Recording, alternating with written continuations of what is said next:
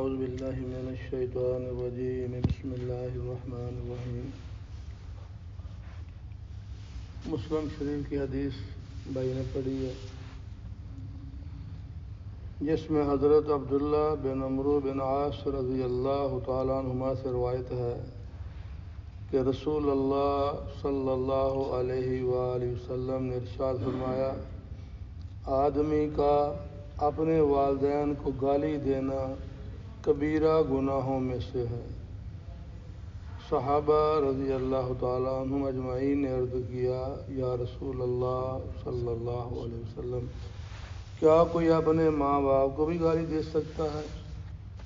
آپ صلی اللہ علیہ وآلہ وسلم نے ارشاد فرمایا، ہاں، وہ اس طرح کہ آدمی کسی کے باپ کو گالی دے، پھر وہ جواب میں اس کے باپ کو گالی دے، اور کسی کی ماں کو گالی دے، پھر وہ جواب میں اس کی ماں کو گالی دے۔ اس طرح گویا اس نے دوسرے کے ماں باپ کو گالی دے کر خود ہی اپنے ماں باپ کو گالی دلوائی۔ اور اوپر کیا فرمایا؟ گناہ کبیرہ ہے، اور گناہ کبیرہ توبہ سے معاف نہیں ہوتا، توبہ کے بغیر معاف نہیں ہوتا۔ صغیرہ گناہ تو نیک اعمال، وضو کیا، نفل پڑھے، کسی سخندہ پیشانی سے ملے، صدقہ خیرات کیا، اللہ تعالیٰ صغیرہ گناہ معاف فرما دیتے ہیں۔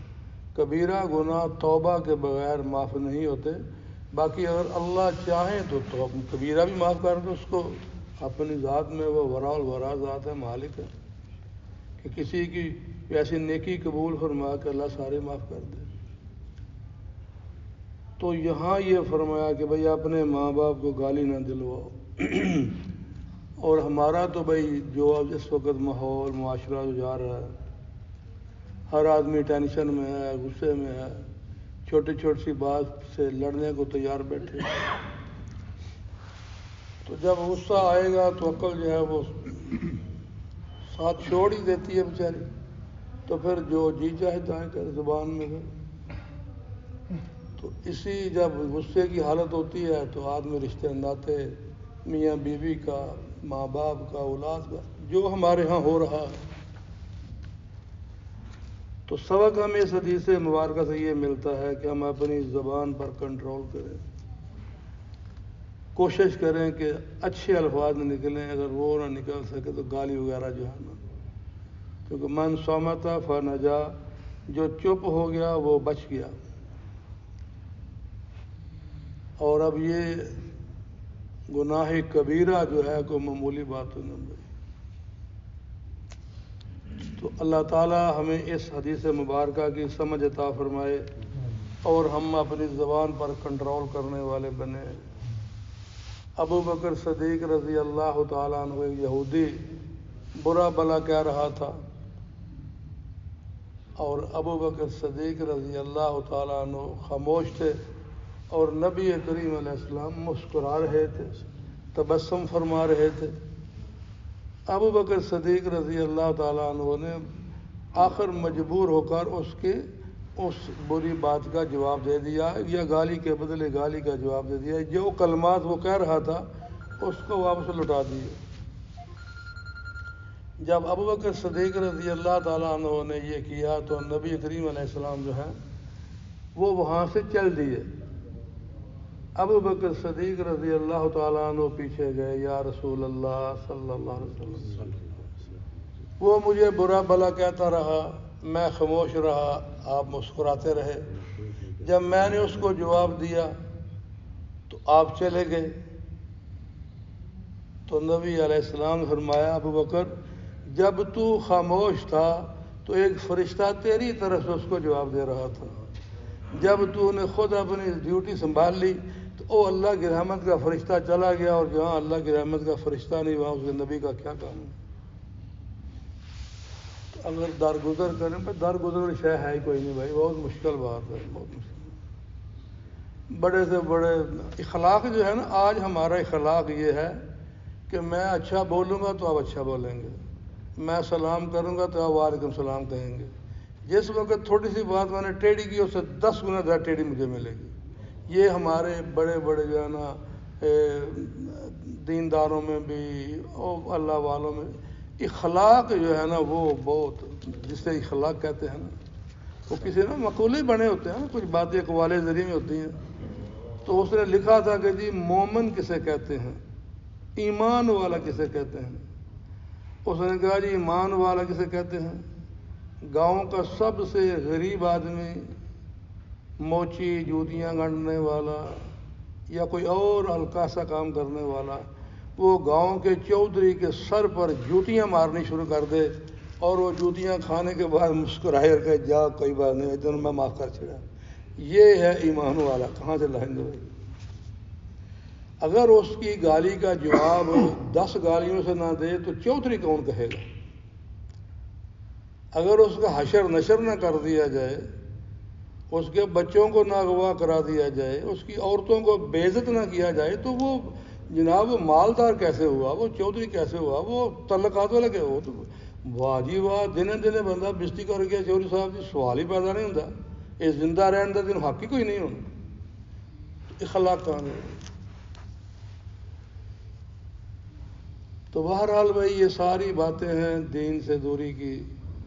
جو اللہ کے لیے جھکتا ہے، اللہ کے لیے ذلت کا نقشہ اختیار کرتا ہے، فرمایا نبی کریم علیہ السلام نے کہ اگر تجھے کہیں صلح کرنے کے لیے یا کوئی معاملات میں تجھے جھکنا پڑے جس میں تو اپنی ذلت محسوس کرے تو اللہ کے لیے وہ کام کر دینا، اللہ کا ہمیشہ معاف فرمائے.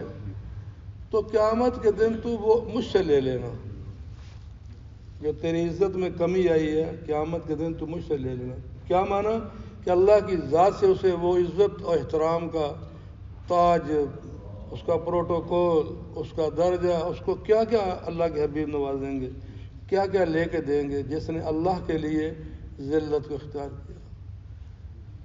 تو بہرحال بھائی اللہ تعالیٰ کی بارگاہ میں دعا ہے کہ اللہ تعالیٰ ہمیں ان تمام آزمائشوں سے محفوظ رکھے. حقیقت تو یہی ہے کہ بھائی جب اللہ کے لیے درگزر کریں گے تو اللہ سے بڑھ کر قدر کرنے والا کوئی بھی نہیں ہے. تو اللہ تعالیٰ مجھے آپ کو آج کی اس حدیث مبارکہ کی سمجھ عطا فرمائے اور ہمیں اپنی زبان پر پورا کنٹرول کرنے کی اور دوسروں کے ساتھ اچھے اخلاق سے، آداب سے، تاکہ اپنے ہمارے ماں باپ کو کوئی گالی نہ دے. گالی کے علاوہ بھی ویسے جو ہے نا ہماری تربیت جو ہے نا، اگر لڑکا غلطی کرے گا تو اس کے باپ کو گالیاں پڑیں گی. لڑکی سسرال میں جا کے کوئی کام غلط کرے گی، کھانا ٹھیک نہیں بنائے گی، کوئی طریقہ سلیقہ نہیں ہوگا تو ڈائریکٹ اس کی ماں کو گالیاں پڑیں گی. بیٹا بازار میں ہوگا، کہیں کاروبار میں ہوگا، اس کی غلطی پر اس کے ماں باپ کو جو ہے نا وہ یہ اس کے کون سے ماں باپ جس نے اس کی تربیت کی ہوئی ہے، اس نے اس کو کچھ طریقہ سکھانے سلایا کہ بڑوں کا ادب کیسے کرتے ہیں. تو آج بھائی عمراء کے بچے جو ہیں نا اسی لیے بد زبان بھی ہیں، بد تہذیب بھی ہیں کہ وہ پیسہ جو ہے نا اگر وہ اخلاق والے بن جائیں، غریبوں کے ساتھ نرمی والا بن جائیں تو پھر وہ پیسے کا عروج کمال نظر ہی نہ ہوتا. کئی آپ مراد دیتے ہیں نا کہ غریبوں کے ساتھ کس طرح ظلم کرتے ہیں. اوئے ہوئے ہوئے اللہ اکبر. حضرت عمر رضی اللہ تعالیٰ عنہ مصر گئے، وہاں جا کے کھلی کچہری لگائی، عوام الناس کو اکٹھا فرمایا، بھائی تمہارا کوئی مقدمہ، کوئی شکوہ، کوئی جو یہاں ہم نے اپنا وزیر مشیر بھیجا تھا اس سے کوئی گلہ شکوہ تو نہیں ہے جو ہمارا گورنر آیا ہوا ہے. تو ایک غریب کے بچے نے کہا کہ امیر المومنین آپ کے گورنر کے بیٹے نے میرے منہ پر تماچا مارا ہے. اب اس غریب کو پتا تھا کہ امیر المومنین جو ہیں میرا حق دلائیں گے، اور اگر اس کو پتا ہوتا کہ امیر المومنین بھی ایسے ہی کریں گے تو بیچارہ کیوں شکایت لگاتا. تو اس نے کہا امیر المومنین آپ کے گورنر کے بیٹے نے میرے منہ پر تماچا مارا ہے. تماچا تو کچہری میں گورنر بیٹھا ہوا تھا. امیر المومنین حضرت عمر بن خطاب رضی اللہ تعالیٰ عنہ نے اس غریب بچے کو کہا کہ گورنر کے منہ پہ تماچا مار. عرض کیا امیر المومنین تماچا تو اس کے بیٹے نے مارا ہے نا. فرمایا نہیں، اس کے منہ پر تماچا مارا، اگر یہ گورنر نہ ہوتا اس کے بیٹے کے دل میں تکبر نہ آتا، اس لیے اس کے منہ پر تماچا مارا۔ جیسے میں نے عرض کیا کہ آج عمرا کے بچے کیسے غریب کے ساتھ محبت کر سکتے ہیں، کیسے کسی کی زیادتی کو برداشت کر کے درگزر کر سکتے ہیں۔ وہ کہیں گے واہ وہ لتاڑ کر لیں گے سانو، اسی واہ جی واہ، پورا زمانہ سانو سلام کرے سانو لتاڑ کر لیں گے۔ اس لیے یہ جو ہمارے اندر جو ہے نا یہ خود پسندی جو ہے یہ مجبور کرتی ہے ہر ظلم کرنے پر، زیادتی کرنے پر، گالی دینے پر، اور 100 گز لمحہ رسات سرے دے گنڈ کہ دین سے دوری ہے وہی، جب دین کی سمجھ ہوگی تو ساری باتیں بنیں گی۔ اللہ تعالیٰ مجھے آپ کو عمل کی توفیق عطا فرمائے۔